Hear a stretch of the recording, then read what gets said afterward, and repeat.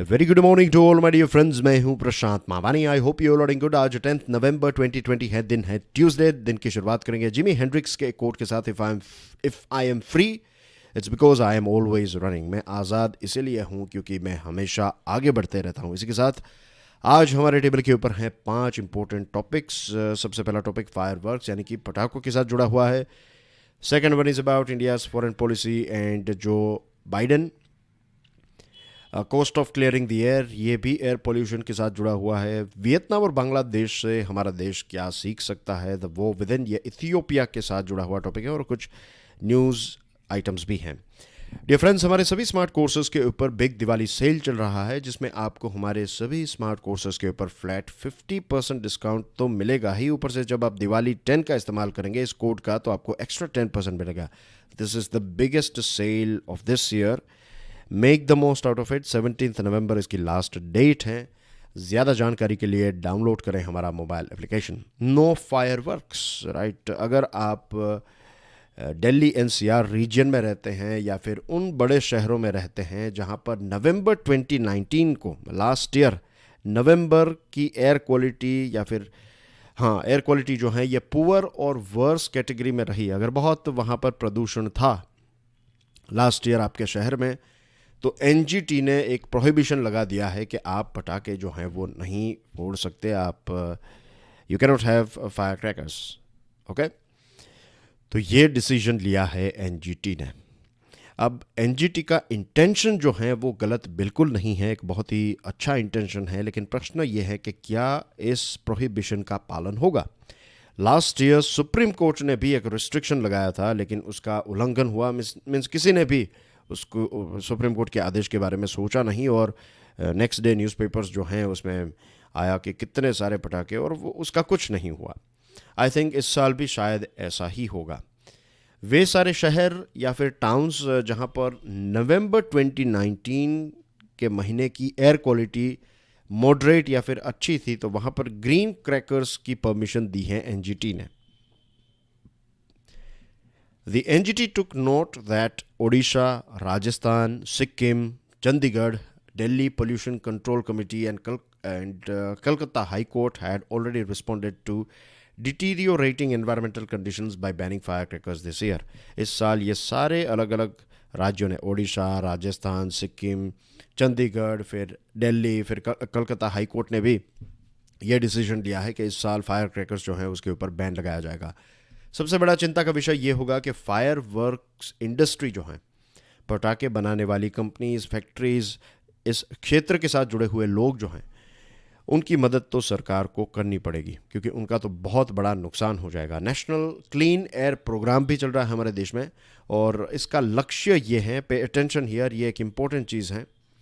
Third जो article है आज का, उसमें हम इसके बारे में विस्तार से चर्चा करेंगे, लेकिन प्लीज़ पे अटेंशन कि नेशनल क्लीन एयर प्रोग्राम जो है, इसका लक्ष्य यह है कि जो पार्टिकुलेट मैटर है, पीएम, पार्टिकुलेट मैटर को 20 से लेकर 30% तक जो आज हैं, या फिर जो 2017 का लेवल था, इसका बेस ईयर है 2017, तो 2017 में जितना पार्टिकुलेट मैटर था उसका 20 से लेकर 30% तक बाय 2024 कम करना है। ये नेशनल क्लीन एयर प्रोग्राम का लक्ष्य है।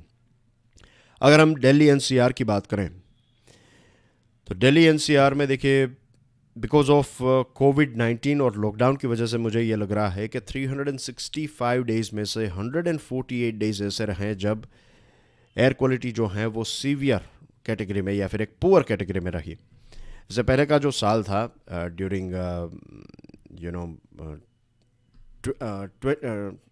2019, 206 डेज़ ऐसे रहे जब पोल्यूशन लेवल बहुत ही ज़्यादा ख़राब था। तो इस साल तो मुझे यही लगता है कि ये जो बीच में 2 महीने का लॉकडाउन हो गया था, तो इसकी वजह से ही ये 148 डेज़ तक पहुंच पाया है। वैसे वी ऑल नो कि सिर्फ दिल्ली की बात नहीं है। मैंने कई बार ऐसा बताया है कि पूरा इंडो गैंजेटिक प्लेन है, उस जो प्लेन है Indo Gangetic plain, bay of Bengal से लेकर, या आप स्टार्ट करें पंजाब हरियाणा से, और फिर Delhi, parts of Uttar Pradesh, Bihar, right, ये पूरा बेल्ट जो है, और सिर्फ ऐसा नहीं है कि यही नॉर्थ इंडिया में ही पोल्यूशन है। ईस्ट में चले जाइए, वेस्ट में चले जाइए, अहमदाबाद को देख लीजिए, साउथ में चले जाइए, तो हमारे देश में बहुत सारे ऐसे शहर हैं जहाँ पर एयर क्वालिटी बहुत ही ज़्यादा ख़राब है। दिल्ली दिल्ली जितनी ख़राब है या फिर उससे भी ज़्यादा ख़राब है, लेकिन उनके ऊपर इतना ज़्यादा अटेंशन नहीं होता है। अब तमिलनाडु में 90% ये जो फायर क्रैकर इंडस्ट्री है, शिवाकाशी, आपने नाम सुना होगा, बहुत सारे पटाखों के ऊपर शिवाकाशी लिखा भी हुआ होता है। तो एक पूरा रीजन ही है शिवाकाशी जहाँ पर बहुत सारी फायर क्रैकर की फैक्ट्रीज़ हैं। 90% जितने फायर क्रैकर्स जो हैं वो तमिलनाडु में बनाए जाते हैं। और ये कुछ 2300 करोड़ के पटाखे जो हैं, इतना आउटपुट हर साल यहाँ से, मीन्स इतना प्रोड्यूस किया जाता है।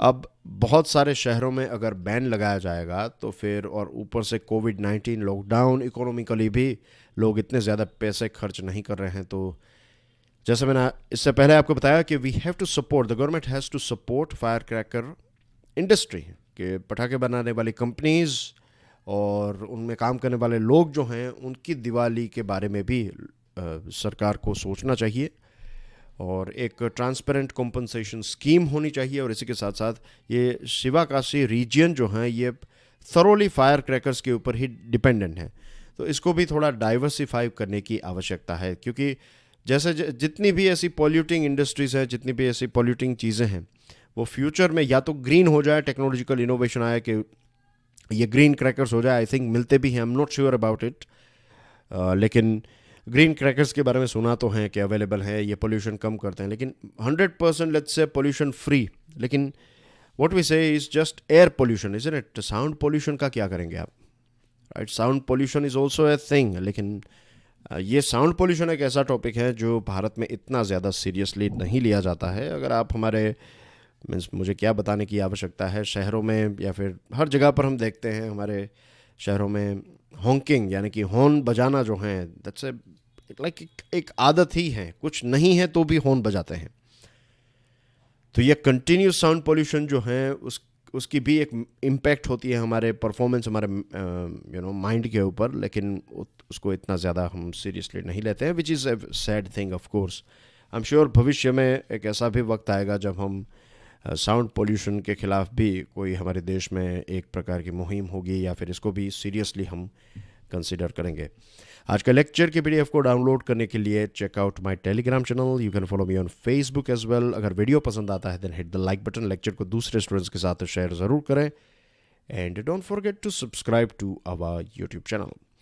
Now dear friends, mister Trump जो हैं वो कुछ ही टाइम में चले जाएंगे, इन द सेंस प्रेसिडेंसी जो है उनकी ख़त्म हो जाएगी और वाइट हाउस उनको छोड़ना पड़ेगा। आई एम नॉट, इतना कोई ख़ास दुख नहीं होगा दुनिया को कि मिस्टर ट्रंप जो हैं वो प्रेसिडेंट नहीं रहेंगे। तो इसका शायद दुख होगा तो सऊदी अरेबिया को होगा और इज़राइल को होगा, क्योंकि उनके लिए तो ये एक बहुत ही देवता समान थे, राइट। उन्होंने बहुत सारी चीज़ें की, जेरूसलम को कैपिटल बना दिया, या फिर घोषित कर दिया, नॉट बना दिया लेकिन घोषित कर दिया।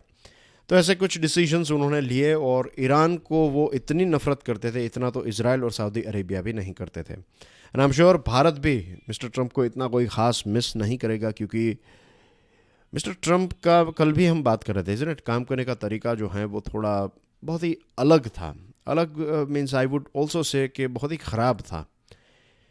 मैं याद दिलाना चाहूँगा एक ऐसा इंसिडेंट जिससे आपको पता चल जाएगा कि मैंने ख़राब शब्द का इस्तेमाल क्यों किया है।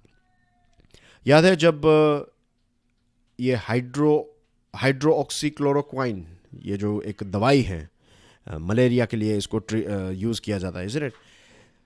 तो मैं याद दिलाना चाहूँगा कि लॉकडाउन के टाइम पर मिस्टर ट्रंप ने यह बताया था कि अगर भारत ने ये HCQ या फिर HCQL मेडिसिन हमें प्रोवाइड नहीं की तो फिर अंजाम जो है वो बहुत बुरा हो सकता है। तो ऐसे काम करते थे वो कि एक ऐसा देश जो दूसरे देशों को फ्री में मेडिसिन प्रोवाइड कर रहा है, मैं भारत की बात कर रहा हूँ, बहुत सारे देशों को हमने फ्री में मेडिसिन प्रोवाइड की है, मदद की है उनकी। और अमेरिका जैसा देश जो है, जो हमारा मित्र देश है, और उनके प्रेसिडेंट हमें धमकी देते हैं। तो इस प्रकार से अगर कोई देश के लीडर काम करेंगे तो प्रोफेशनलिज्म यहाँ पर देखने को नहीं मिलता था। बट एनीवे, अब आ चुके हैं जो बाइडन और सऊदी अरेबिया और इज़राइल, और इसी के साथ साथ हम भी, दुनिया के बहुत सारे देश जो हैं वो वेट एंड वॉच कर रहे हैं कि किस प्रकार के डिसीजंस जो हैं वो जो बाइडन लेंगे वेस्ट एशिया यानी कि मिडल ईस्ट के देशों के साथ किस प्रकार के रिलेशनशिप होंगे, न्यूक्लियर डील जो ईरान के साथ, कल मैंने आपको इसको लेकर एक प्रश्न भी पूछा था, तो इसको कैसे हैंडल करेंगे, कैसे बैक टू नॉर्मल चीज़ें होगी। और भारत के लिए सबसे बड़े दो प्रश्न जो हैं वो एक हैं चाइना और सेकंड है ईरान। अब ईरान के कुछ इंपॉर्टेंट पॉइंट्स मैंने कल ही आपको शेयर कर दिए थे, चाइना के ऊपर थोड़ा ज़्यादा फोकस आज हम करेंगे। Quad dynamics in China. Quad जो हैं ऑस्ट्रेलिया, इंडिया, जापान, यूएसए, ये जो 4 देशों का एक ग्रुप है, ये ग्रुप पर्टिकुलरली इसको मीन्स ऑफिशियली नहीं कहते हैं, लेकिन इसका मेन लक्ष्य यही है कि चाइना को कंट्रोल करना, right. That's the main core. China के बारे में मैंने इससे पहले भी बताया था कि ये क्वाड देश जो है वो कभी एक दूसरे के साथ नहीं मिलते। चाइना जो है एक प्रकार का ग्लू है, China is like a Fevicol, जिसकी वजह से ये चारों देश जो हैं वो एक दूसरे के साथ मिलकर काम कर रहे हैं। तो ट्रंप के टाइम पर इसकी शुरुआत हुई और इसका मेन लक्ष्य, जैसे मैंने आपको बताया कि मिलिटरीली, स्टार्टिंग में मिलिटरी वाइज, फिर धीरे धीरे बिजनेस और दूसरे जो देश हैं ऐसे लाइक माइंडेड कंट्रीज़ जिनको कहते हैं, जो डेमोक्रेटिक कंट्रीज़ हैं जैसे कि ताइवान, साउथ कोरिया, इनको भी ऐड कर देना। क्वाड जो है ये फ़िलहाल इनफॉर्मल है, इसका कोई ऑफिशियल एस्टेब्लिशमेंट नहीं हुआ है। जो सेकंड मीटिंग हुई क्वाड की टोक्यो जापान में, तो बताया जाता था कि धीरे धीरे अब इसको एस्टैब्लिश या फिर इंस्टीट्यूशनलाइज्ड किया जाएगा और आने वाले टाइम में लाइक माइंडेड कंट्रीज़ को एड ऑन भी किया जा सकता है। मिस्टर ट्रंप के एरा में भारत ने मिलिट्री वाइज यूएसए के साथ काफ़ी सारी इंपॉर्टेंट डील्स की। जितने भी फाउंडेशनल एग्रीमेंट्स थे वो भी हमने उनके साथ साइन कर लिए हैं, और हमें जो लास्ट हमने BECA साइन किया था उससे हमें जियोस्पेटियल जो इन्फॉर्मेशन कहते हैं वो सारी डेटा भी हमें उनके सैटेलाइट के द्वारा कैप्चर किया गया डेटा जो है वो भी हमें प्रोवाइड किया जाएगा और हमें भी ऑफ कोर्स प्रोवाइड करना पड़ेगा। नाउ द थिंग इज़ कि क्या क्वाड या फिर नए जो बाइडन है, तो उनके एरा में चाइना को कंट्रोल या फिर चाइना और भारत के बीच में जो इश्यू चल रहा है, तो इसमें क्या हमें बहुत बड़ी मदद मिलेगी? The answer is we are not sure. इसका सही आंसर तो यही है कि फ़िलहाल कुछ भी नहीं कहा जा सकता। द थिंग इज़ कि जो ये क्वाड के दूसरे देश हैं, right, Japan, Australia and USA, तो अगर चाइना के साथ लेट्स से कि कल साउथ चाइना सी में कोई इश्यू हो जाए, राइट, कोई वहाँ पर फाइट हो जाए, let's say military war type situation हो जाए, एक छोटी सी बैटल हो जाए, तो जापान, ऑस्ट्रेलिया, यूएसए ये एक्सपेक्ट करेंगे कि भारत भी उनको साउथ चाइना सी में ज्वाइन करे और चाइना के खिलाफ लड़ाई लड़े। लेकिन भारत और चाइना का जो इश्यू चल रहा है ये कॉन्टिनेंटल है, और यहाँ पर ये तीनों देश जो हैं इसका कोई भी ऐसा मीन्स ये कोई बॉर्डर शेयर नहीं करते हैं। ये साउथ चाइना सी की बात करें तो चलो इंडो पैसिफिक रीजन के देश हैं, तो शायद उनके लिए ये एक इम्पोर्टेंट पॉइंट है कि साउथ चाइना सी फ्री रहे, वरना फिर इंडियन ओशन और पैसिफिक ओशन का कनेक्शन जो है वो टूट जाएगा। लेकिन भारत और चाइना के बीच में जो बॉर्डर स्टैंड ऑफ चल रहा है ये एक प्रकार का कॉन्टिनेंट, ये ज़मीन के ऊपर चल रहा है, और यहाँ पर ऑस्ट्रेलिया, जापान और यूएसए बहुत बहुत दूर हैं। फिर प्रश्न ये आता है कि चाइना के साथ क्या हमारा इश्यू परमानेंटली चलता रहेगा? ये पॉसिबल भी नहीं है और होना भी नहीं चाहिए, क्योंकि अगर ये एक लंबे टाइम तक चलता रहा तो बहुत सारा रिसोर्सेज, बहुत सारा ह्यूमन कैपिटल और बहुत सारा मटेरियल जो हैं ये हॉस्टिलिटी या फिर ये जो झगड़ा है वो एब्जॉर्ब कर लेगा, हम वेस्ट हो जाएगा ऑफ कोर्स। तो सरकार को पब्लिक ओपिनियन भी बदलने की आवश्यकता रहेगी। स्टार्टिंग में जो एक बहुत ही एग्रेसिव तरीके से भारत के लोगों ने रिएक्ट किया, और क्यों ना करे, क्योंकि हमारी सोल्जर्स के ऊपर अटैक किया था, ये सारी चीज़ें सही हैं, राइट।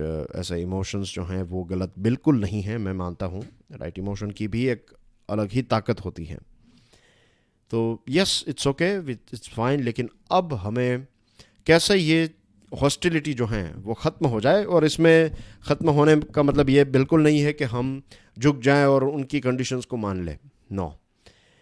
ख़त्म होने का या फिर ख़त्म करने का मतलब ये है कि कुछ ऐसा प्रेशर भी हम चाइना के ऊपर क्रिएट करें कि चाइना भी इससे थक जाए और चाइना भी कुछ चीज़ें जो हैं वो लेट गो करें और हमारी कंडीशंस जो हैं उसको मान लें, and then we can move on.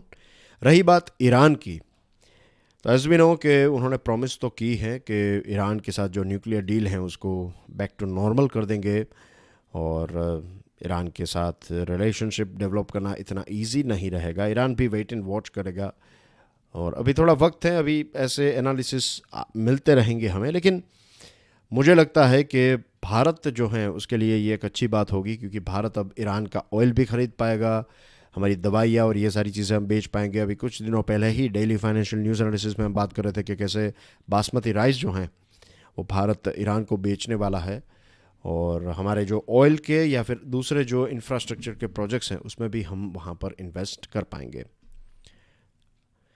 Moving on to third item, the cost of clearing the air.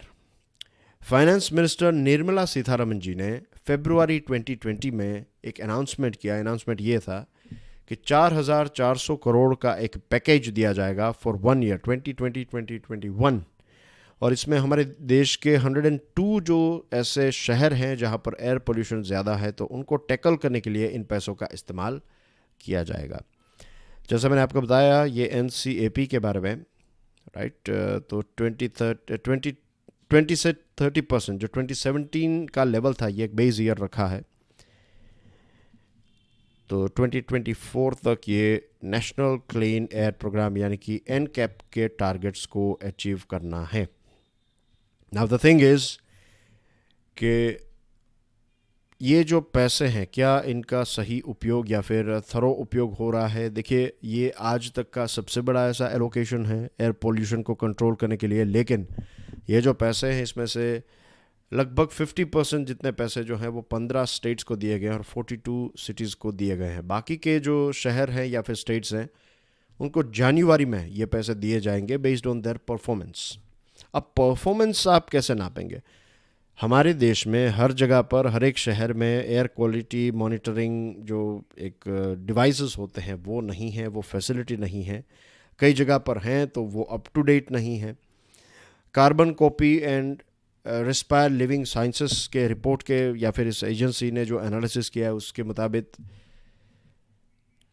it found that only 59 out of 122 cities had PM 2.5 data available। हमारे देश में 122 सिटीज़ में से सिर्फ 59 सिटीज़ के बारे में हमें पता है कि वहाँ पर ये PM 2.5 जो हैं उसका डेटा हमारे पास अवेलेबल है, उसकी सिचुएशन हमें पता है। बाकी के शहरों के बारे में पता नहीं है, क्योंकि बहुत सारी जगहों पर ये मैनुअल मशीन्स का इस्तेमाल किया जा रहा है। अब वो किसी काम के नहीं है, वो आउटडेटेड हो चुके हैं। बहुत सारी जगहों पर डिवाइसेस प्रॉपर है भी नहीं।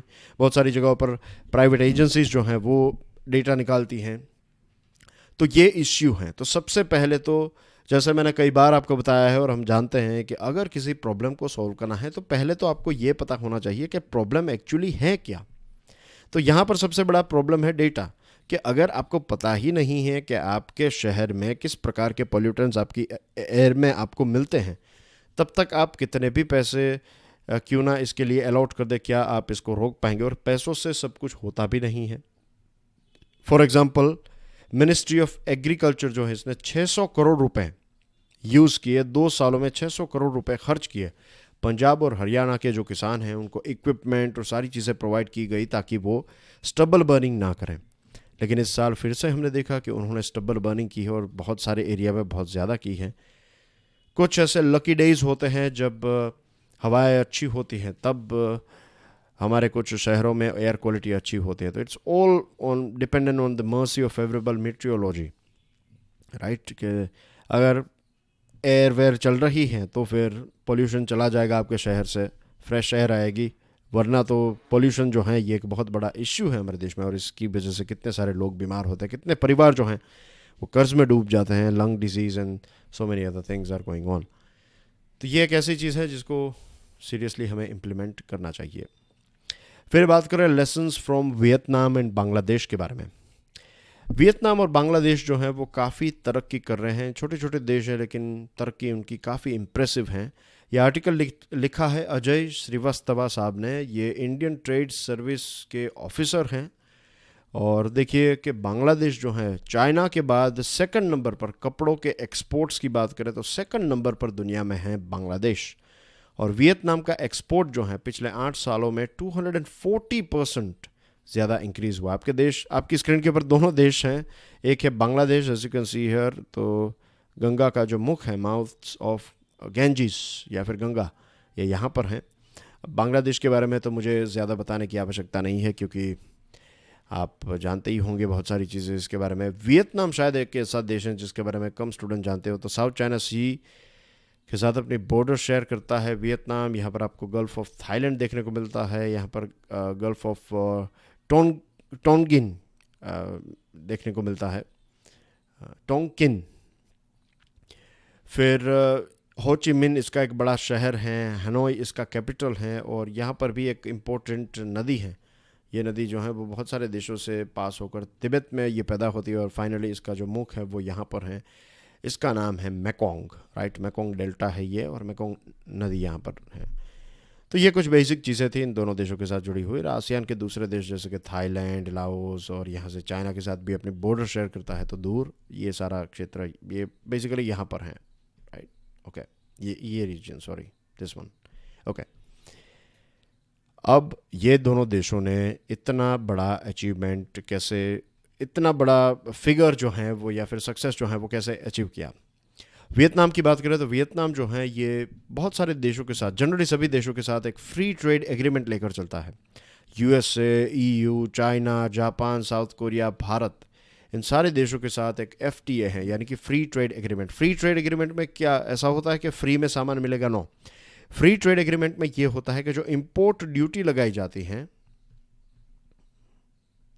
जो टैक्स लगाया जाता है, इंपोर्ट टैक्स, राइट, एक प्रकार से सिंपल लैंग्वेज में इंपोर्ट टैक्स, तो वो नहीं लगाया जाता। तो वियतनाम से कोई भी चीज़ यहाँ पर आएगी हमारे देश में, तो कोई भी ड्यूटी उसके ऊपर नहीं लगाई जाएगी। तो इट्स लाइक आपने महाराष्ट्र से मध्य प्रदेश में कोई चीज़ बेची तो उसके ऊपर जैसे ड्यूटी नहीं होती, ऐसे ही फ्रीली सिर्फ लगता है कि वो बाहर से या फिर फॉरेन से आ रहा है, लेकिन कोई ड्यूटी नहीं है। वहाँ पर अगर 2 रुपये का आईफोन मिल रहा है या फिर 1,000 रुपये का आईफोन है, तो वो यहाँ पर 1,000 रुपये में ही मार्केट में एंटर हो जाएगा, you know. Same thing goes, FTA जो है वो 2 वे होते हैं। तो हमारा भी सामान अगर हम कोई वियतनाम में बेचते हैं तो वहाँ पर कोई भी ड्यूटी वियतनाम भी नहीं लगाएगा। तो एक तो चीप लेबर, ऊपर से बहुत सारे इंसेंटिव्स दिए जाते हैं फॉरेन कंपनीज़ को वियतनाम सरकार के द्वारा। Open trade policy, free trade agreement, इन सारी चीज़ों की वजह से वियतनाम जो है ये सक्सेस अचीव कर पाया। और आने वाले टाइम में यूरोपियन यूनियन के साथ, ईयू के साथ वियतनाम ने एफटीए साइन किया, तो वहाँ से भी 99% जितने ईयू के प्रोडक्ट्स जो हैं वो अब वियतनाम में आप बेच पाएंगे। इसके अलावा बड़े बड़े नामों को, बड़े बड़े जो बड़े नाम हैं, बड़ी ब्रांड्स हैं, उनको भी आप लोकल कंपनी के साथ कॉम्पीट कर सकते हैं। यू नो, इतनी छूट है वियतनाम में कि आप किसी भी, अगर कोई यूरोपियन यूनियन, फ्रांस की कोई अगर बस बनाने वाली कंपनी है, तो वो वियतनाम में वो बस या फिर ऑटोमोबाइल या फिर कुछ भी चीज़, right, real estate, electricity, railway projects, hospital, defence, हर जगह पर आप गवर्नमेंट के कॉन्ट्रैक्ट्स भी रख सकते हैं, प्राइवेट। तो ये एक ओपन कंपटीशन यहाँ पर अलाउड है। ये मॉडल भारत के लिए फिट इसलिए नहीं बैठता है क्योंकि भारत एक डेमोक्रेटिक कंट्री है, और वियतनाम जो है ये एक सिंगल पार्टी कंट्री है। एक सिंगल पार्टी इस देश को चलाती है, तो वहाँ पर अगर कोई लोग नाराज़ भी हैं तो उनकी कौन सुनेगा। लेकिन भारत में ऐसा नहीं है, हम एक डेमोक्रेटिक कंट्री हैं। बहुत सारी बड़ी बड़ी ब्रांड्स जो हैं वो वहाँ पर चीज़ें पैदा करती हैं, और वियतनाम में लास्ट ईयर $16 बिलियन का इन्वेस्टमेंट आया, और एक्सपोर्ट जो हैं वो 279 बिलियन तक पहुँच जाएंगे इन 2019। तो काफ़ी इंप्रेसिव फिगर्स हैं। फिर बांग्लादेश की बात करें तो बांग्लादेश की सक्सेस स्टोरी है ये, क्योंकि यूरोपियन यूनियन ऐसे देश जो लीस्ट डेवलप्ड कंट्री की कैटेगरी में है, तो उनसे कोई सामान आता है तो उसके ऊपर ईयू ड्यूटी चार्ज नहीं करता है। Same thing was with USA का एक जीएसपी है। तो बांग्लादेश जो कपड़े बनाता है, तो ये कपड़े इन सारे देशों में बेचता है और उसके ऊपर ड्यूटी नहीं होती है, तो इसकी वजह से बांग्लादेश के कपड़े जो हैं वो काफ़ी रीज़नेबल प्राइस में इन देशों में मिल जाते हैं, और वहाँ के लोग जो हैं वो थोड़े टाइम के लिए वो कपड़े पहनते हैं, 3-4 महीने, 5 महीने एक टी शर्ट पहन लिया, आपने 5 टी शर्ट लिए तो 2-3 महीने आप पहनेंगे, और उसके बाद नई फैशन आएगी, विंटर है, समर है, तो उस टाइम पर चेंज करते रहते हैं। तो उनको ये उनके कल्चर के हिसाब से मज़ा आता है, और यहाँ पर कम पैसों में बांग्लादेश जो है वो ज़्यादा प्रोडक्ट्स प्रोड्यूस करके अलग अलग देशों में बेचता है। तो बांग्लादेश से हमें क्या सीखना चाहिए? बांग्लादेश से ये चीज़ हम सीख सकते हैं कि बड़ी कंपनीज को सपोर्ट करें। छोटी कंपनीज को तो सपोर्ट करना है, लेकिन जब हम बड़ी कंपनीज को सपोर्ट करते हैं तो बड़ी कंपनी के पास ये ताकत होती है कि वो एक ब्रांड बना सके, वो एक क्वालिटी रिक्वायरमेंट और मार्केटिंग या फिर क्वांटिटी क्वालिटी दोनों को अचीव कर सके। और जब एक बड़ी कंपनी, एक बड़ी ब्रांड एस्टैब्लिश हो जाती है तो बहुत सारी छोटी छोटी कंपनीज का भी बिजनेस जो है वो ग्रो होता है। वियतनाम ने अपने डोमेस्टिक रूल्स जो हैं वो इन्वेस्टर्स को ध्यान में रखते हुए चेंज किए हैं, लेकिन ऐसा नहीं है कि, देखिए फ़ोन की मैंने बात की, या फिर वियतनाम जो है वो बहुत सारी चीज़ें एक्सपोर्ट करता है, बड़ी बड़ी कंपनीज यहाँ पर चली गई हैं, लेकिन इसका मतलब ये नहीं है कि सारा फ़ोन जो है वो यहाँ पर ही पैदा होता है वियतनाम में। वियतनाम में नेट डॉलर जो गेन कहते हैं हम, नेट डॉलर गेन, इसका मतलब ये है कि आपने ज़्यादातर बैटरी जापान से आई, स्क्रीन चाइना से, फिर दूसरी चीज़ें किसी और जगह से, और सारा सामान यहाँ पर आ गया और आपने असेंबल करके उसको दूसरी जगह पर बेच दिया। तो क्योंकि आपने एक फ़ाइनल प्रोडक्ट असेंबल करके बेचा है तो लगेगा कि आपके एक्सपोर्ट के आंकड़े जो हैं वो काफ़ी ऊपर रहेंगे, लेकिन ओवरऑल अगर आप देखें तो कुछ 5-6 ऐसे क्षेत्र हैं जहाँ पर वियतनाम का एक्सपोर्ट बहुत ही अच्छा है। Same thing goes with Bangladesh. Bangladesh में कपड़ों के अलावा आपको कोई ऐसी खास चीज़ें जो हैं वो उसके एक्सपोर्ट के बास्केट में नहीं है। जैसे कि भारत की बात करें तो भारत का एक्सपोर्ट बास्केट जो है वो काफ़ी डाइवर्सिफाइड है, राइट। बहुत सारी चीज़ें भारत दुनिया के अलग अलग देशों को बेचता है, और GDP, export to GDP ratio अगर आप देखें तो वियतनाम का EGR 107 है।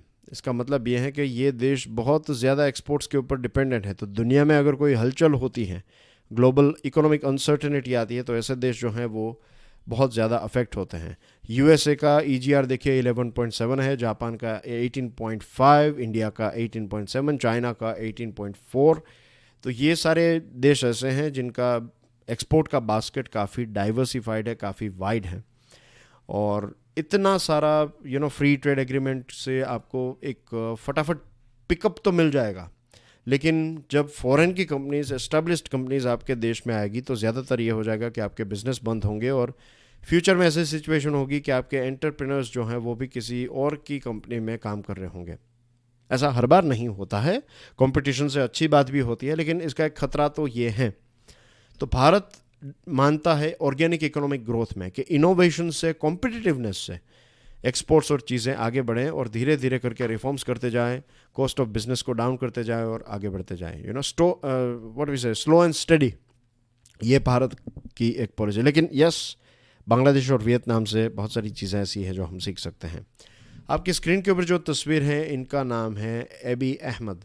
एबी अहमद जो हैं ये इथियोपिया के प्राइम मिनिस्टर हैं। लास्ट ईयर इनको नोबेल पुरस्कार मिला क्योंकि उनके देश इथियोपिया और इरिट्रिया यहाँ पर हैं, आप देख सकते हैं, दिस इज़ इरिट्रिया, और ये है इथियोपिया। एडिस आबाबा इसका कैपिटल का नाम है।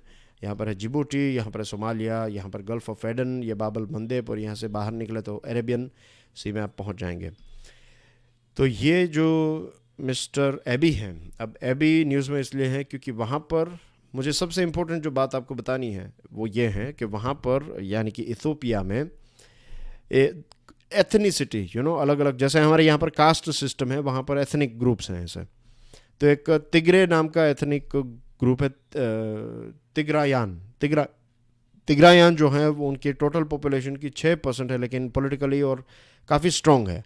और ओरोमोस जो हैं, ये इनकी क्वांटिटी ज़्यादा है in terms of largest ethnic group है, लेकिन वो कहते हैं कि उनके साथ बहुत सारा अन्याय हुआ है। तो ये जो मिस्टर एबे हैं वो ओरोमोस हैं, और वो फ़िलहाल प्राइम मिनिस्टर हैं, और उन्होंने ये डिसीजन लिया है कि वो ये तिग्रायान का जो रीजन है वहाँ पर एक अटैक करेंगे, क्योंकि कुछ फाइट हो चुकी हैं, आर्म्ड कॉन्फ्लिक्ट हो गए थे।